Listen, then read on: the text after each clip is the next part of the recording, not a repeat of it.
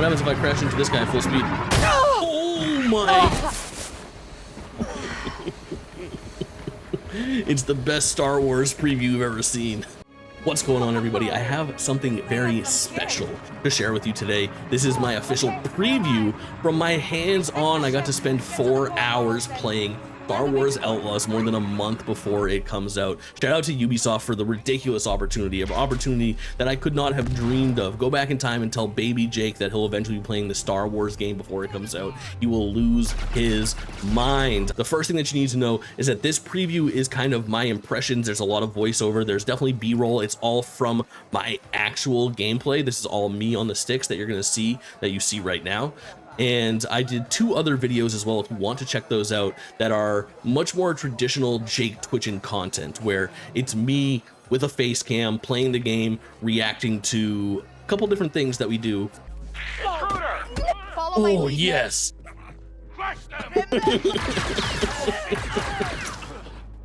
Yes, game, you're so fun. The first one is me infiltrating an Imperial starship, very traditional Star Wars environment. The second one is me exploring Kijimi, which is the snow planet you might have seen in Rise of Skywalker, and spending a decent amount of time there doing a pretty elaborate mission. So if you're interested in seeing something that's a little bit more of like a guided experience, like, hey, this is what it looks like to do a big mission in Star Wars Outlaws, go ahead and check that out. It's got my funny little moments, it's got some cool gameplay, got some interesting stuff where I learn mechanics of the game. It's a much more straightforward experience, whereas this video is going to be my actual hands-on preview. I'm going to talk about the things that I liked, some of the things that I didn't like. Spoiler alert, I liked most of what I played, the vast majority of what I played. Star Wars Outlaws is looking to be as good as you thought it was, but it's going to be a little bit different than you thought it was as well. This is not Assassin's Creed, but in a Star Wars world. There's a lot going on in this game that is very, very unique, and I'm super, super hyped about it. Also, shout out to my parents' guest bedroom. I'm on vacation right now in Florida. This is not my normal setup. This is not my normal camera and lighting. This is not my normal backdrop for sure. I bought a backup microphone just for this. I put googly eyes on it because he looks like a little guy. It's we made it happen though. Shout out Ubisoft for giving me this opportunity. I took it immediately. As soon as I could, I grabbed it. I didn't care where I was. I said, I'll make it work. I strung a 100-foot Ethernet cord from their living room to this room so that I could do this. You guys know the drill. Follow me on all platforms. I appreciate you being here. Let's get into what we liked about this video game. I got to spend 3 hours exploring the starter planet of this that led to a pretty crazy show-stopping mission that was on the galactic starship. And then I got another hour-long chunk of a demo where I played on Kijimi, on that snow planet, which is from much further on in the game, which was very rad as well. So I got to kind of preview both the opening hours and a vertical slice of something a little further into the game. When I started the game, I immediately hopped on my speeder bike in the open area and jetted towards the city. And this first city is where I spent most of my time. And my initial reaction when I got to that city was that it was the most lived-in Star Wars feeling city that I've ever been to.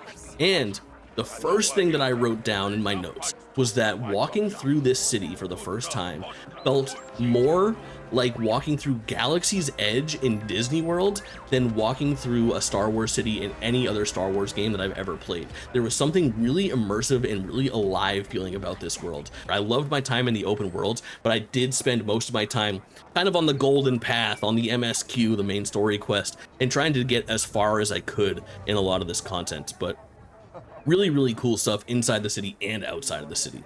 Let's get into what you need to know about Star Wars Outlaws if you're coming into this blind. This is a third-person stealth action game set in assorted open worlds. It takes place in between Empire Strikes Back and Return of the Jedi. So think about where Luke is. He's training with Yoda. Things have gone very bad. We know that Darth Vader is his father. We know that Han Solo is frozen in carbonite. But truly, none of that matters at all because this is a very smaller, more intimate story about a character named Kay Vess and her little guy, Nix, who is her pet slash sidekick.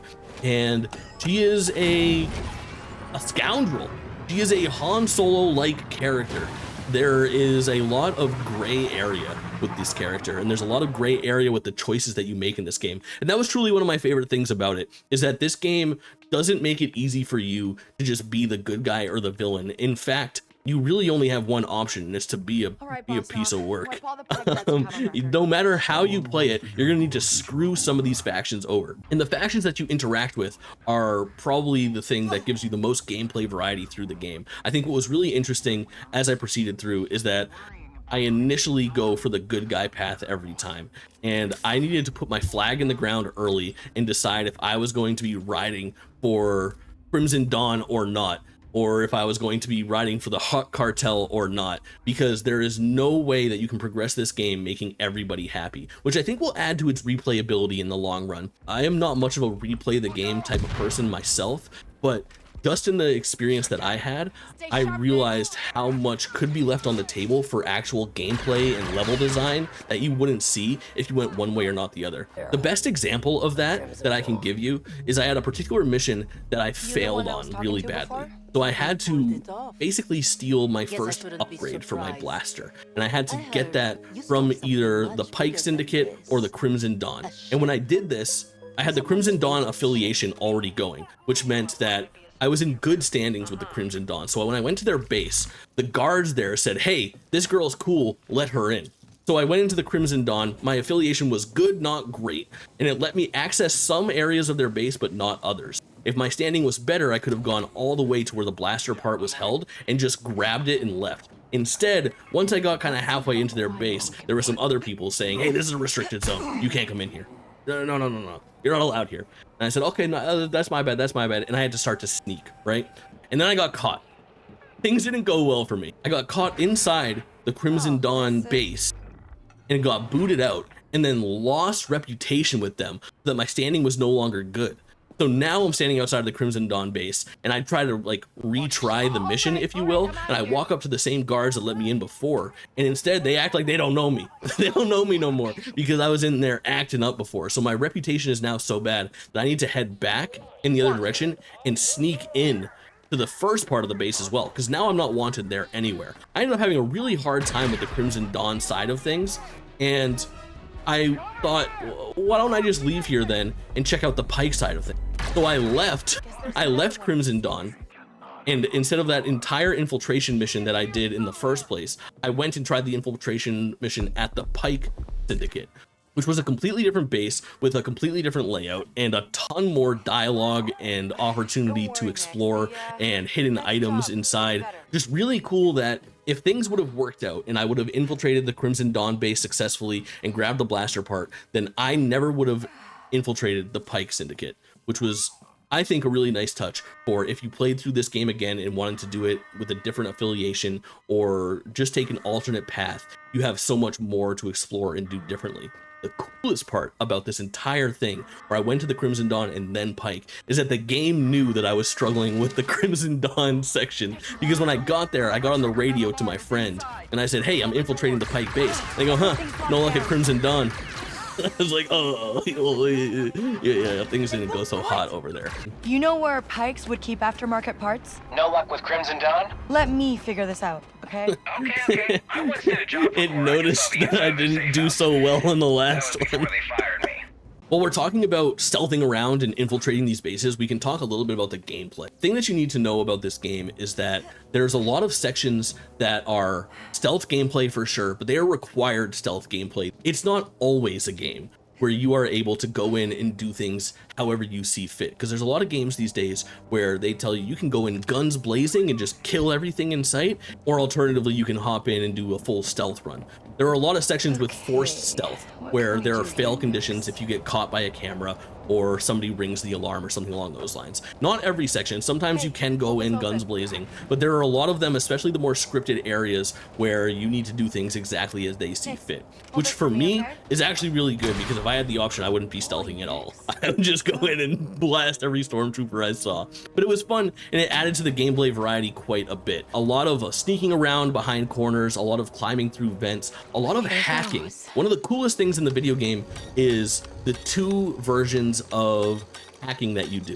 One of them is this rhythm-based mini game. You can probably see on the screen here where you're going doo, doo, doo, doo, and you have to replicate the sound from a sensor with your little hacking tool. It's very, very fun, and it gets increasingly Well, let's difficult see and what we very can satisfying find. to solve, and pretty unique. I don't think I've seen that in another game before. You do that quite a bit and it never feels bad.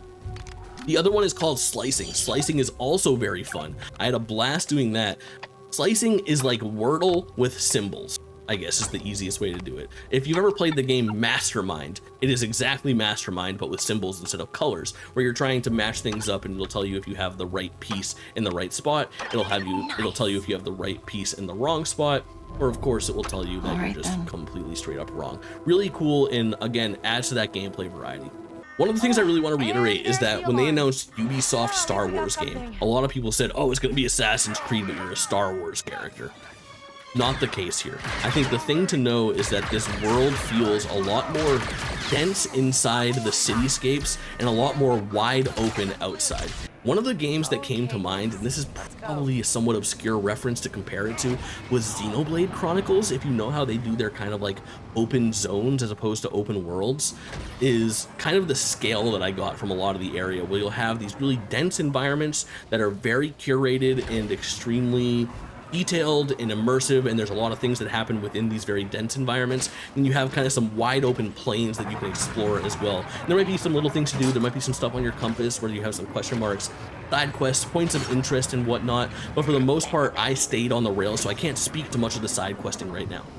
My experience inside the city was great, but when things really took off for me was when we finished our initial missions. So I spent about an hour and a half, an hour 45 minutes kind of doing the introductory missions on the first planet. And among the things that I needed to do was I needed to get my starship repaired so that I could head out to orbit. Are we doing this? Are we going to space?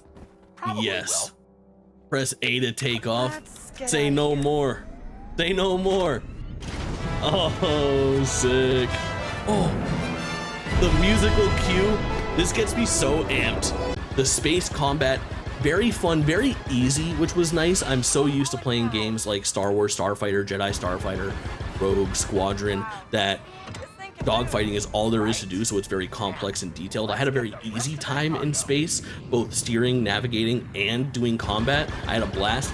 It looked fantastic. It might have been the prettiest part of the entire game, was the time that I spent in space looking at the planets from far away, looking at the debris floating around, looking at the gigantic star cruiser in the distance. Just really enjoyable time being out there, and it felt like Star Wars space, if that makes sense. Star Wars space feels different than regular space. There's a difference. There's a difference. If you know, you know. When I was out there, the mission that reveals itself is extremely, extremely interesting. So you're out there trying to release cargo from a ship, and while you're doing that, you end up bumping into some TIE fighters, and these TIE fighters essentially pull you over, and they say, come with us, follow us into this base. We end up pulling up on this gigantic galactic Imperial Star Cruiser and boarding it.